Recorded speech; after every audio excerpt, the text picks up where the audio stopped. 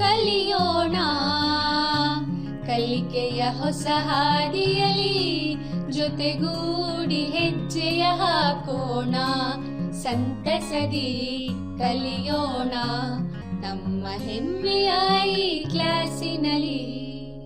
ಈ ಕ್ಲಾಸ್ ಕಲಿಕಾ ಕಾರ್ಯಕ್ರಮ. Present, sir. Present, sir. Present, teacher. Yes, sir. Yes, sir. Yes, teacher. Present, ma'am.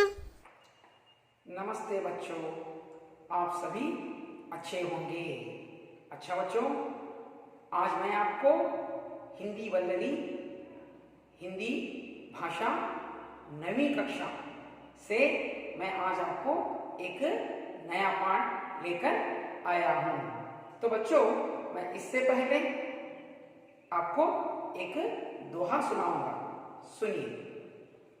जाति ना पूछो साधु की, जाति ना पूछो साधु की, पूछ लीजिए ज्ञान, पूछ लीजिए ज्ञान. मोल करो तलवार का, पड़ा रहने दो म्यान, मोल करो तलवार का, पड़ा रहने दो म्यान. तो बच्चों, जब भी हमें ज्ञान प्राप्त करना है तो क्या करना चाहिए? किसी साधु की जाति या धर्म को नहीं देखना चाहिए. जो उस महान व्यक्ति के अंदर जो ज्ञान भरा हुआ है, हमें उसे देखना चाहिए.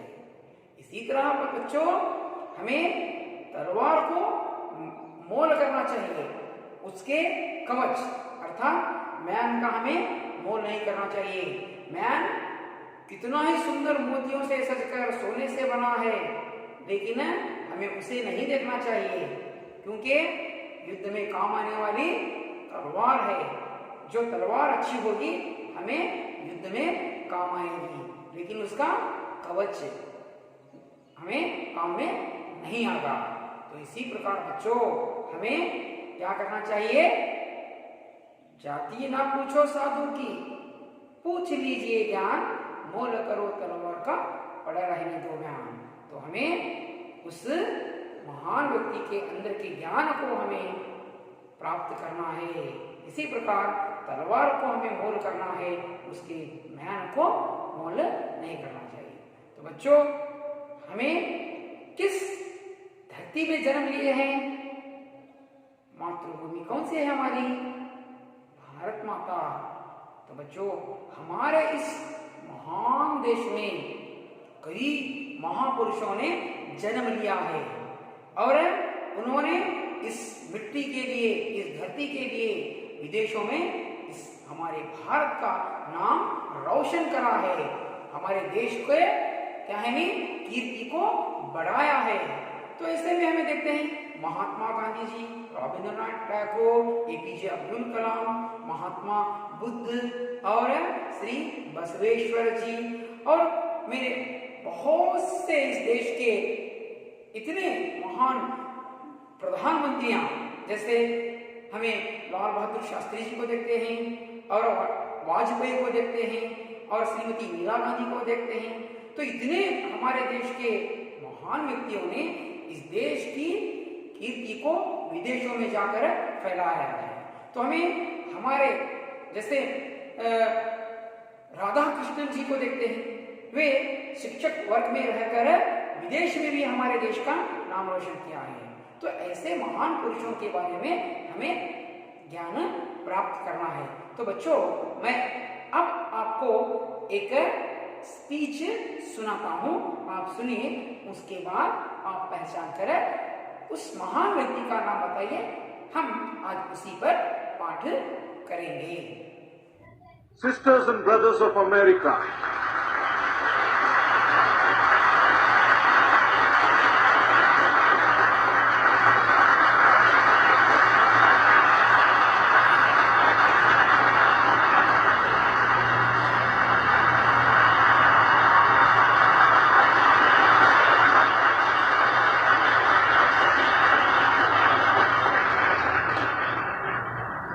it fills my heart with joy unspeakable to rise in response to the warm and cordial welcome which you have given us. तो सुना ना, वे महान व्यक्ति कौन थे आप जानते हैं? अच्छा, बताओगे? वो महान व्यक्ति स्वामी विवेकानंद जी हैं। तो बच्चों, आपने बहुत सही बताया। अब हम आज उन्हीं के पाठ पर अध्ययन करेंगे। तो बच्चों, शीर्षक है स्वामी विवेकानंद, पाठ 3। आप अपने पाठ्य पुस्तक से पृष्ठ 19वां निकालिए। यह चित्र देखा, यह स्वामी विवेकानंद जी हैं। तो इन्हीं के बारे में आज हम पाठ करेंगे। तो पाठ से पहले मैं आपको इस पाठ का आशय बताता हूँ। बच्चों, भारत देश में जन्मे अनेक महान व्यक्तियों ने भारत की कीर्ति विदेशों में फैलाई। ऐसे व्यक्तियों में से एक हैं स्वामी विवेकानंद। इस पाठ में स्वामी विवेकानंद की महानता का परिचय दिया गया है और देश प्रेम की प्रेरणा भी, प्रधानता भी आप प्राप्त कर सकते हैं। तो बच्चों, आज हम ऐसे महान व्यक्ति के बारे में जानने जा रहे हैं। तो यह उनकी जीवनी है। बच्चों, जीवनी का अर्थ यह होता है कि किसी महान व्यक्तियों के पूरी तरह से हम जीवन से ओतप्रोत होते हैं। उनके जीवन को हम इस पाठ द्वारा प्राप्त कर सकते हैं। वे अपना जीवन कैसे बिताए और देश के लिए उन्होंने क्या संदेश दिया। आगे देखिए, इस पाठ के लेखक का हम परिचय प्राप्त करेंगे। इस पाठ के लेखक हैं डॉक्टर जगदीश चंद्र। इनका जन्म 16 जुलाई सन 1917 को उत्तर प्रदेश के बुलंदशहर जिले के खुर्जा में हुआ था। ಅಂದರೆ ಇವರ ಜನ್ಮ 1917 ಜುಲೈ 16ರಂದು बुलंदशहर खुर्जाದಲ್ಲಿ ಆಯಿತು। ಪ್ರಾರಂಭಿಕ ಶಿಕ್ಷಾ खुर्जा में हुई। ಇವರ ಪ್ರಾರಂಭಿಕ ಶಿಕ್ಷಣ खुर्जाದಲ್ಲಿಯೇ ಆಯಿತು। उच्च शिक्षा यूइंग क्रिश्चियंस कॉलेज इलाहाबाद और प्रयाग विश्वविद्यालय में हुई। तो उन्होंने अपनी उन्नत शिक्षा यूइंग क्रिश्चियंस कॉलेज इलाहाबाद के प्रयाग विश्वविद्यालय में प्राप्त किए। इन्होंने भारत के किशोर बालक बालिकाओं के समक्ष आदर्श प्रस्तुत करने के लिए अनेक महापुरुषों की जीवनियाँ लिखी हैं। तो इन्होंने कई पुस्तकें लिखी हैं जो बालक बालिकाओं के समक्ष और आदर्श प्रस्तुत करने के लिए अनेक महापुरुषों की जीवनियाँ लिखी हैं। बच्चों, तो इनके बारे में हमें इतना जानना काफ़ी है। अब मैं इस पाठ का आदर्श वाचन करूँगा। आप देखिए, सुनिए और पढ़िए। भारत के इतिहास में स्वामी विवेकानंद का नाम अमर है। स्वामी विवेकानंद का जन्म 12 जनवरी सन 1863 को कलकत्ता के एक कायस्थ घराने में हुआ था। उनके बचपन का नाम नरेंद्र देव था। उनके पिता श्री विश्वनाथ दत्त एक प्रतिष्ठित वकील थे। उनकी माता श्रीमती भुवनेश्वरी देवी धर्मपरायण महिला थीं। नरेंद्र आरंभ से ही पढ़ाई लिखाई में बड़े तेज थे। अपने स्कूल में सर्वप्रथम रहा करते थे। अध्ययन काल में उनकी रुचि व्याख्यान देने और विचारों के आदान प्रदान करने में थी। विवेकानंद के गुरु रामकृष्ण परमहंस थे। उन्होंने अपने गुरु के संदेश का प्रसार करना चाहा। तो बच्चों, आपने पाठ सुना ना, आप भी ऐसे ही पाठ पढ़ना चाहिए। और मैं अब इस पाठ के नए शब्दों को बताऊंगा, आप लिख लीजिए। शब्द के अर्थ और युक्ति यहाँ पर वाक्य में प्रयोग भी कीजिए उन शब्दों के अर्थों के साथ। शब्द भ्रमण करना, अर्थ है घूमना। युक्ति वाक्य में प्रयोग कीजिए। मैंने 1 महीने में पूरे भारत का भ्रमण किया। ಅಂದರೆ ಭ್ರಮಣ ಅಂದರೆ ಸಂಚಾರ ಮಾಡೋದು। दूसरा शब्द है प्रतिष्ठित प्रसिद्ध वाक्य में प्रयोग। तिरुपति में प्रतिष्ठित बालाजी मंदिर है। तो बच्चों इस प्रकार हमें शब्दों के वाक्य में प्रयोग करके वाक्य बनाना चाहिए। तीसरा पद है रुचि, आसक्ति। वाक्य प्रयोग, मुझे खेलने में रुचि है। जिज्ञासा, जानने की इच्छा। वाक्य प्रयोग, मुझे संगीत सीखने में जिज्ञासा है। मुग्ध अर्थ है मोहित, इसका वाक्य में प्रयोग कीजिए। मेरा गाना सुनकर लोग मुग्ध हो गए। व्याख्यान, भाषण। वाक्य में प्रयोग कीजिए। अब्दुल कलाम जी का व्याख्यान बहुत बढ़िया था। अच्छा बच्चों, आप सभी शब्दों के अर्थ जान लिए ना। अब हम इस पाठ के प्रमुख अंशों पर प्रकाश डालेंगे। स्वामी विवेकानंद ने देश विदेश में भ्रमण कर भारतीय धर्म और दर्शन का प्रसार किया तथा समाज सेवा का सच्चा मार्ग दिखलाया।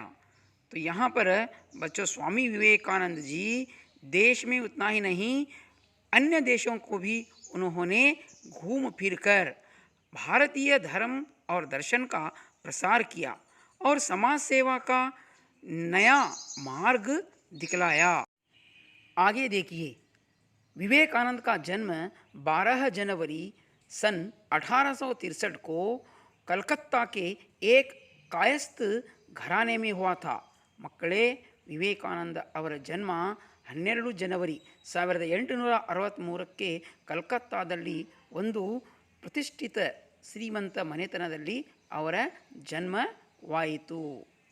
ಉನ್ಕೆ ಬಚ್ಪನ್ ಕಾ ನಾಮ್ ನರೇಂದ್ರ ದೇವ್ ಥಾ, ಅವರ ಬಾಲ್ಯದ ಹೆಸರು ನರೇಂದ್ರ ದೇವ ಆಗಿತ್ತು। ಮಕ್ಕಳೇ, ಅವರ ಬಾಲ್ಯದ ಹೆಸರು ನರೇಂದ್ರ ದೇವ್ ಇತ್ತು। ಮುಂದೆ ಅವರು ಸ್ವಾಮಿ ವಿವೇಕಾನಂದ ಅಂತ ಅವರು ಪ್ರಸಿದ್ಧಿಯಾದರು। ಉನ್ಕೆ ಪಿತಾ ಶ್ರೀ ವಿಶ್ವನಾಥ್ ದತ್ ಏಕ್ ಪ್ರತಿಷ್ಠಿತ ವಕೀಲ್ ಥೇ, ಅವರ ತಂದೆ ಶ್ರೀ ವಿಶ್ವನಾಥ ದತ್ತ ಒಬ್ಬ ಪ್ರತಿಷ್ಠಿತ ಶ್ರೇಷ್ಠ ವಕೀಲರಾಗಿದ್ದರು। ವಕೀಲಂದರೆ ಅಡ್ವೊಕೇಟ್ ಅಂದರೆ ಕೋರ್ಟಲ್ಲಿ ನ್ಯಾಯಾಲಯದಲ್ಲಿ ನ್ಯಾಯವನ್ನು ವಾದಿಸುವವರು ಆಗಿದ್ದರು। ಉನ್ಕಿ ಮಾತಾ ಶ್ರೀಮತಿ ಭುವನೇಶ್ವರಿ ದೇವಿ ಧರ್ಮಪರಾಯಣ ಮಹಿಳಾ ಥೀ। ಮಕ್ಕಳೇ, ಅವರ ತಾಯಿ ಒಬ್ಬ ಸುಸಂಸ್ಕೃತ ಧರ್ಮಪರಾಯಣ ಮಹಿಳೆಯಾಗಿದ್ದರು। ಅವರು ನಮ್ಮ ಧಾರ್ಮಿಕ ಸಂಸ್ಕಾರಗಳನ್ನು ಅವಲಂಬಿತರಾಗಿ ಅದರ ಮೇಲೆ ಅವರು ತನ್ನ ಮನೆಯಲ್ಲಿ ಎಲ್ಲ ಸಂಸ್ಕಾರಗಳನ್ನು ಮಾಡುವಂತಹ ಮಹಿಳೆಯಾಗಿದ್ದರು। ಅವರು ಒಬ್ಬ ಸುಸಂಸ್ಕೃತ ಮಹಿಳೆ ಇದ್ದರು। ಇಲ್ಲಿ ನಾವು ಕೆಳಗಡೆ ನೋಡಿ, ಸ್ವಾಮಿ ವಿವೇಕಾನಂದರ ಜನ್ಮಸ್ಥಳ ಅಂದರೆ ವೆಸ್ಟ್ ಬೆಂಗಾಲ್ ಕಲ್ಕತ್ತಾ, ಅಲ್ಲಿ ಕಲ್ಕತ್ತಾದಲ್ಲಿಯೇ ಅಂತಹ ಒಂದು ಸ್ಥಳದಲ್ಲಿ ಅವರ ಜನ್ಮವಾಯಿತು। ಅವರ ತಾಯಿಯನ್ನು ನಾವಲ್ಲಿ ನೋಡೋಕ್ಕೆ ಸಿಗುತ್ತೆ ನೋಡಿ। ಆ ಚಿತ್ರದಲ್ಲಿ ಅವರ ತಾಯಿ ಮತ್ತು ನರೇಂದ್ರ ದೇವ್ ಚಿಕ್ಕವರಾಗಿದ್ದಾಗ ಅಲ್ಲಿ ಅವರ ತಾಯಿಯ ಮಡಿಲಲ್ಲಿ ಕೂತಿದ್ದಾರೆ।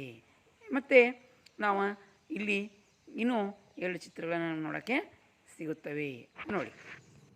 ಅವರು ಯಾರಂದರೆ ಇಲ್ಲಿ ಕೆಳಗಿನ 2ನೇ ಚಿತ್ರದಲ್ಲಿ ನೋಡಿ, ವಿಶ್ವನಾಥ ದತ್ತ ನರೇಂದ್ರ ಅವರ ತಂದೆ, ಅದರ ಪಕ್ಕದಲ್ಲೇ ಅವರ ತಾಯಿಯ ಚಿತ್ರ ಇದೆ, ಅವರು ಭುವನೇಶ್ವರಿ ದೇವಿ।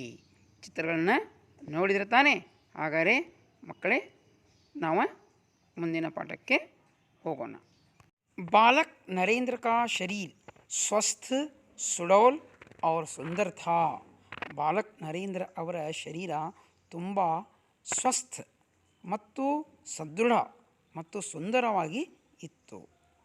ಕುಸ್ತಿ ಲಡನಿ, दौड़ लगानी, घुड़सवारी करने में उन्हें बड़ा आनंद मिलता था। ನರೇಂದ್ರ ಅವರಿಗೆ ಕುಸ್ತಿ ಆಡಲಿಕ್ಕೆ ಮತ್ತು ರನ್ನಿಂಗ್ ಅಂದರೆ ಓಟದಲ್ಲಿ ಮತ್ತು ಕುದುರೆ ಓಟದಲ್ಲಿ ಕುದುರೆ ಸವಾರಿ ಮಾಡೋರಲ್ಲಿ ಅವರಿಗೆ ತುಂಬ ಆಸಕ್ತಿ ಇತ್ತು. वे संगीत एवं खेल कूद की परियोजनाओं में भी भाग लिया करते थे. ನರೇಂದ್ರ ಅವರು ಬಾಲ್ಯದಲ್ಲಿದ್ದಾಗ ಆಟದಲ್ಲಿ ಅಷ್ಟೇ ಅಲ್ಲ, ಬೇರೆ ಯಾವುದೇ ಚರ್ಚಾ ಸ್ಪರ್ಧೆಗಳಿದ್ದರೂ ಅದರಲ್ಲಿ ಅವರು ಭಾಗವಹಿಸತಕ್ಕಂತಹ ಆಸಕ್ತಿ ಉಳ್ಳವರಾಗಿದ್ದರು. नरेंद्र आरंभ से ही पढ़ाई लिखाई में बड़े तेज थे. ಅವರು ಬಾಲ್ಯದಲ್ಲಿಯೇ ಪ್ರಾರಂಭದಲ್ಲಿಯೇ ಓದು ಬರಹದಲ್ಲಿ ತುಂಬ ನಿಪುಣರಾಗಿದ್ದರು, ಜಾಣರಾಗಿದ್ದರು. वे अपने स्कूल में सर्वप्रथम रहा करते थे. ಅವರು ತನ್ನ ಪಾಠಶಾಲೆಯಲ್ಲಿ ಪ್ರತಿಯೊಂದು ಸ್ಪರ್ಧೆಯಲ್ಲಿಯೂ ಪರೀಕ್ಷೆಯಲ್ಲಿಯೂ ಪ್ರಶ್ನೆಗೆ ಉತ್ತರ ಕೊಡುವರಲ್ಲಿಯೂ ಎಲ್ಲಕ್ಕಿಂತ ಮುಂಚೂಣಿಯಲ್ಲಿಯೇ ಇರುತ್ತಿದ್ದರು. एंट्रेंस परीक्षा में भी वे प्रथम श्रेणी में उत्तीर्ण हुए थे. ಇವರು ಎಂಟ್ರೆನ್ಸ್ ಪರೀಕ್ಷೆಯಲ್ಲಿ ಸರ್ವಪ್ರಥಮವಾಗಿ उत्तीर्णरागिद्ದರು. अध्ययन काल में उनकी रुचि व्याख्यान देने और विचारों के आदान प्रदान करने में थी. ಅವರ ವಿದ್ಯಾಭ್ಯಾಸದ ಸಮಯದಲ್ಲಿ ಅವರು ಬಹಳಷ್ಟು ವ್ಯಾಖ್ಯಾನಗಳನ್ನು ಕೊಡುತ್ತಿದ್ದರು, ಅಂದರೆ ಡೆಫಿನಿಷನ್ಸ್ ಕೊಡ್ತಿದ್ದರು. ಅಷ್ಟೇ ಅಲ್ಲ, ತಮ್ಮ ವಿಚಾರಗಳನ್ನು ಏನು ಮಾಡ್ತಿದ್ರು, ಅವರು ವ್ಯಕ್ತಪಡಿಸುತ್ತಿದ್ದರು. किशोरावस्था में ही नरेंद्र दार्शनिक एवं धार्मिक विचारों में तल्लीन रहते थे. ಕಿಶೋರಾವಸ್ಥಾ ಅಂದರೆ ಟೀನೇಜ್, ಯುವ ಅವಸ್ಥೆ ಅಂದರೆ ಯುವಕ. P U C first year second year ಓದ್ತಾರಲ್ಲ, ಅದು ಟೀನೇಜ್ ಅಂತೀವಿ, ಅಥವಾ ಫಸ್ಟ್ ಬಿ ಎ. ಇಲ್ಲಿವರೆಗೇನಪ್ಪ ಅಂದರೆ ನಾವು ಅಲ್ಲಿ ಟೀನೇಜ್ ಅಂತೀವಿ. ಅಂತಹ ಒಂದು ವಯಸ್ಸಿನಲ್ಲಿ ಅವರು ಧಾರ್ಮಿಕ ವಿಚಾರಗಳಲ್ಲಿ तल्लीनरागुत्ता इद्दरू. आगे देखिए बच्चों, एक दिन नरेंद्र रामकृष्ण परमहंस के पास गए और अपनी सारी जिज्ञासाओं को उन्हें कह सुनाई. रामकृष्ण परमहंस जी नरेंद्र को अपना शिष्य स्वीकार कर लिया. तो बच्चों, नरेंद्र जी अपने पाठशाला में अपने हर गुरु से प्रश्न पूछते थे, लेकिन उसका सटीक उत्तर उन्हें नहीं मिलता था.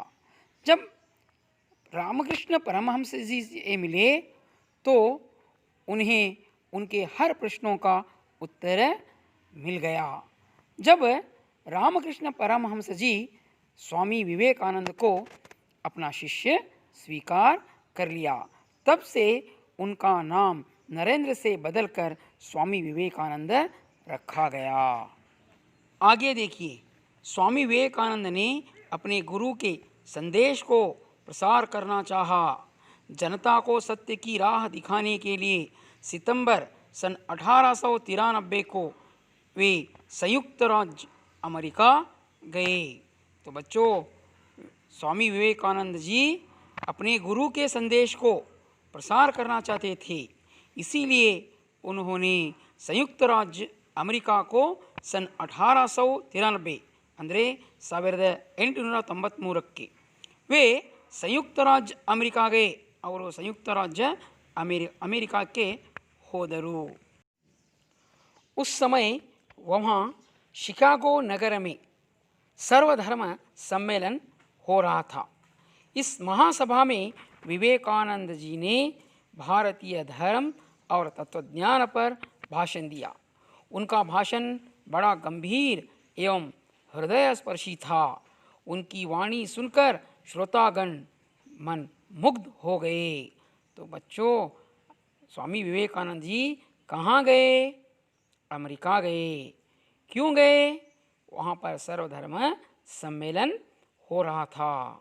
तो उनका भाषण सुनकर श्रोतागण क्या हो गए?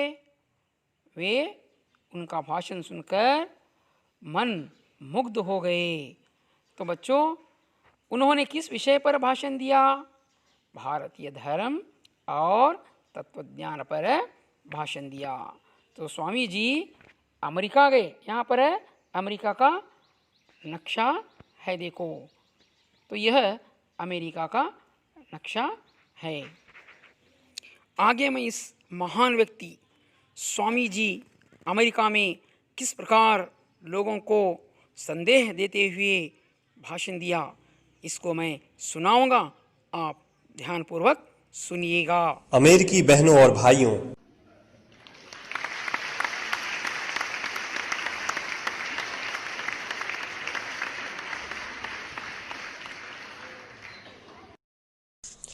आपके इस स्नेहपूर्ण और जोरदार स्वागत से मेरा हृदय अपार हर्ष से भर गया है। मैं आपको दुनिया के सबसे पौराणिक भिक्षुओं की तरफ से धन्यवाद देता हूं। मैं आपको सभी धर्मों की जननी की तरफ से धन्यवाद देता हूं और मैं आपको सभी जाति संप्रदाय के लाखों करोड़ों हिंदुओं की तरफ से धन्यवाद देता हूं। मेरा धन्यवाद उन वक्ताओं को भी जिन्होंने इस मंच से यह कहा कि दुनिया में सहनशीलता का विचार सुदूर पूरब के देशों से फैला है। मुझे गर्व है कि मैं एक ऐसे धर्म से हूं जिसने दुनिया को सहनशीलता और सार्वभौमिक स्वीकृति का पाठ पढ़ाया है।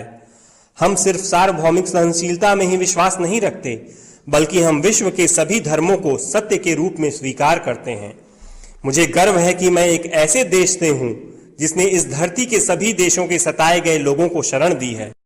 मुझे यह बताते हुए गर्व हो रहा है कि हमने अपने हृदय में उन इजरायलियों की शुद्धतम स्मृतियां बचा कर रखी हैं जिनके मंदिरों को रोमनों ने तोड़ तोड़ कर खंडहर बना दिया और तब उन्होंने दक्षिण भारत में शरण ली। मुझे इस बात का गर्व है कि मैं एक ऐसे धर्म से हूं जिसने महान पारसी देश के अवशेषों को शरण दी और अभी भी उन्हें बढ़ावा दे रहा है। भाइयों, मैं आपको एक श्लोक की कुछ पंक्तियां सुनाना चाहूंगा जिसे मैंने बचपन से स्मरण किया और दोहराया है और जो रोज करोड़ों व्यक्तियों द्वारा हर दिन दोहराया जाता है। जिस तरह विभिन्न धाराओं की उत्पत्ति विभिन्न स्रोतों से होती है, उसी प्रकार मनुष्य अपनी इच्छा के अनुरूप अलग अलग मार्ग चुनता है। वो देखने में भले सीधे साधे या टेढ़े मेढ़े लगें, पर सभी भगवान तक ही जाते हैं। वर्तमान सम्मेलन, जो कि आज तक की सबसे पवित्र सभाओं में से है, स्वयं में गीता में बताए गए एक सिद्धांत का प्रमाण है। जो भी मुझ तक आता है, चाहे किसी भी रूप में, मैं उस तक पहुंचता हूं। सभी मनुष्य विभिन्न मार्गों पे संघर्ष कर रहे हैं, जिसका अंत मुझ में है। सांप्रदायिकता, कट्टरता और इसके भयानक वंशज हठधर्मिता लंबे समय से पृथ्वी को अपने शिकंजे में जकड़े हुए हैं। इन्होंने पृथ्वी को हिंसा से भर दिया है। कितनी बार ही ये धरती खून से लाल हुई है, कितनी ही सभ्यताओं का विनाश हुआ है और कितने देश नष्ट हुए हैं। अगर ये भयानक राक्षस नहीं होते तो आज मानव समाज कहीं ज्यादा उन्नत होता, लेकिन अब उनका समय पूरा हो चुका है। मुझे पूरी उम्मीद है कि आज इस सम्मेलन का शंखनाद सभी हठधर्मिता, हर तरह के क्लेश, चाहे वो तलवार से हो या कलम से, और हर एक मनुष्य जो कि एक ही लक्ष्य की तरफ बढ़ रहे हैं, के बीच की दुर्भावनाओं का विनाश करेगा।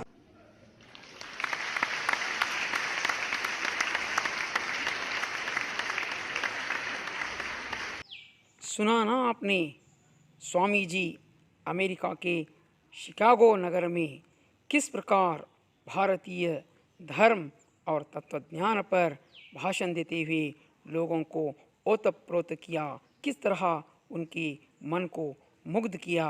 तो बच्चों, इस प्रकार स्वामी जी पूरे विश्व में प्रचलित हुए।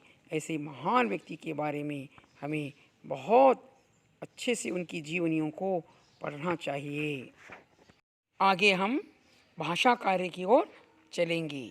लिंग परिवर्तन के नियम। बच्चों, हिंदी भाषा में दो लिंग होते हैं, एक स्त्रीलिंग और दूसरा पुल्लिंग। हिंदी भाषा में नपुंसकलिंग नहीं होता। तो अब हम लिंग परिवर्तन के नियमों को देखेंगे। जैसे अकारांत पुल्लिंग शब्द के अंत में आनी लगाने से स्त्रीलिंग रूप बदलता है। उदाहरण के लिए देवर, देवरानी, अर्थात देवर प्लस आनी, देवरानी। इसी प्रकार सेठ, सेठानी, नौकर, नौकरानी। दूसरा नियम देखिए, इस प्रकार पुल्लिंग शब्द के अंत में वाल का वती करने से स्त्रीलिंग रूप बदलता है। जैसे भागवान, भागवती, रूपवान, रूपवती, पुत्रवान पुत्रवती, बलवान बलवती। इस प्रकार पुल्लिंग से स्त्रीलिंग रूप बदलते हैं। तीसरा प्रकार देखिए, शब्द के अंत में मान का मति करने से स्त्रीलिंग रूप बदलता है। जैसे बुद्धिमान बुद्धिमती, श्रीमान श्रीमती। इस प्रकार पुल्लिंग शब्द स्त्रीलिंग रूप में बदलते हैं। चौथा प्रकार देखिए, पुल्लिंग शब्द के अंत में ता का त्री करने से स्त्रीलिंग रूप बदलता है। जैसे नेता नेत्री, अभिनेता अभिनेत्री, विधाता विधात्री। पांचवा प्रकार देखिए, यहाँ पुल्लिंग शब्द के अंत में नी जोड़ने से स्त्रीलिंग रूप होता है। नी प्रत्यय लगाने से पहले मूल शब्द को इकारांत में बदलना होगा। जैसे स्वामी स्वामिनी, अनुयायी अनुयायिनी। इस प्रकार हमें पुल्लिंग शब्दों को स्त्रीलिंग रूप में बदलना होगा। अब हम पठ्येतर विषयों पर चर्चा करेंगे।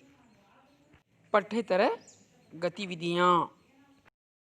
यहाँ पर कुछ वर्ण इधर से उधर हो गए हैं, उन्हें सही जगह पर लिखकर शब्द बनाइए। देखिए किस प्रकार शब्द बनाना चाहिए। पहला है खरगोश, सागर, विवेक, परलोक, खरगोश। आप अपने घर पे ऐसे पठ्येतर गतिविधियों को बना सकते हो। तो बच्चों, इस प्रकार आप अपने घर में यह खेल अपने मित्रों के साथ खेल सकते हो। आगे चलिए बच्चे, अब आप स्वामी विवेकानंद के नारों को सुनिए। उनकी विवेक वाणियाँ किस प्रकार हैं, सुनिएगा। आप भी ऐसे अन्य महापुरुषों के नारों का संग्रह कीजिए।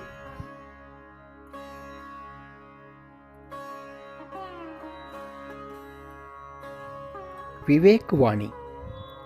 उठो, जागो और तब तक नहीं रुको जब तक लक्ष्य ना प्राप्त हो जाए।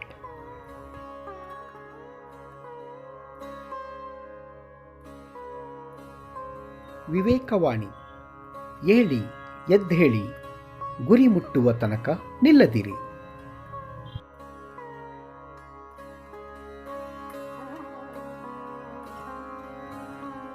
विवेकवाणी. दिल और दिमाग के टकराव में दिल की सुनो.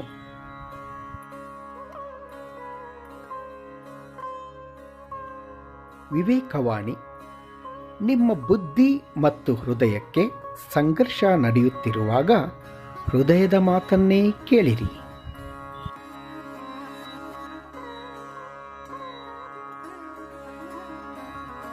विवेकवाणी.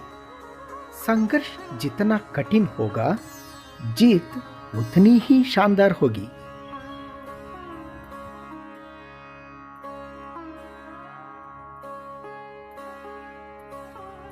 ವಿವೇಕವಾಣಿ.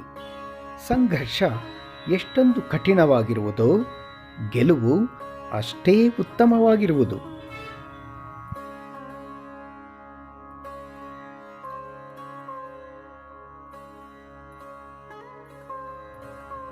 विवेकवाणी. सबसे बड़ी हानि अपने आत्मविश्वास का खोना है.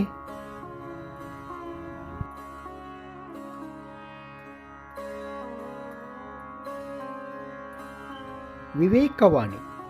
ಎಲ್ಲದಕ್ಕಿಂತ ದೊಡ್ಡ ಹಾನಿ ಎಂದರೆ ತಮ್ಮ ಆತ್ಮವಿಶ್ವಾಸವನ್ನು ಕಳೆದುಕೊಳ್ಳುವುದು.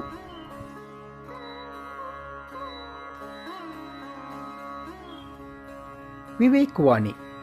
खुद को कमजोर समझना ही सबसे बड़ा पाप है.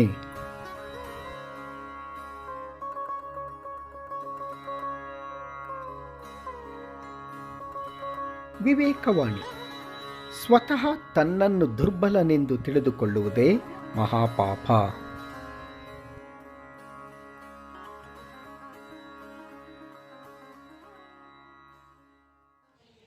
आप स्वामी विवेकानंद के नारों को सुनाना. अब इन प्रश्नों के उत्तर दीजिए. नरेंद्र पढ़ने में कैसे थे? उत्तर है बड़े तेज थे.